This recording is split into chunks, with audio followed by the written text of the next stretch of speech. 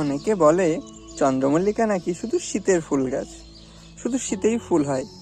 কিন্তু তোমরা দেখো, এটা হচ্ছে আমার সেই শীতের চন্দ্রমল্লিকা গাছটা, যেটা আমি তোমাদের দেখিয়েছিলাম, যে গাছটাতে প্রচুর পরিমাণে ফুল হয়েছিল এবং তারপরে গাছটাকে আমি গোড়া থেকে কেটে দিয়েছিলাম। তো সঠিক পরিচর্যা আর যত্ন যদি গাছের করা যায়, তো এই গাছ তোমাকে সবসময়তেই ফুল দিয়ে যাবে।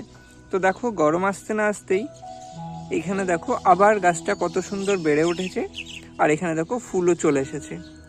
ফুলের কালারটা তোমরা দেখতে পাচ্ছ, এটা হচ্ছে সেই সাদা কালারের ভ্যারাইটিটা। আরও দেখো একটা, এখানে আর একটা হয়েছে, আর এখানে দেখো প্রচুর পরিমাণে কুড়িও এসছে। তার মানে এই গাছ তোমাকে গরমেও ফুল দিতে পারে। তুমি যদি সঠিক পরিচর্যা করো আর এদের একটু যত্ন নাও, তাহলে গাছ তোমাকে সবসময়তেই ফুল দেবে। চন্দ্রমল্লিকা গাছ সবসময়তেই ফুল দিতে পারে।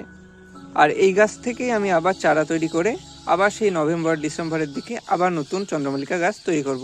ততদিন আমি এই গাছ থেকে ফুল নিয়ে যাব এই গরমেই। তো তোমরাও চাইলে বাড়িতে এইভাবেই চেষ্টা করতে পারো এবং চন্দ্রমল্লিকা থেকে সারা বছর ফুল নিতে পারো। ভিডিওটা কেমন লাগলো কমেন্টে জানিও।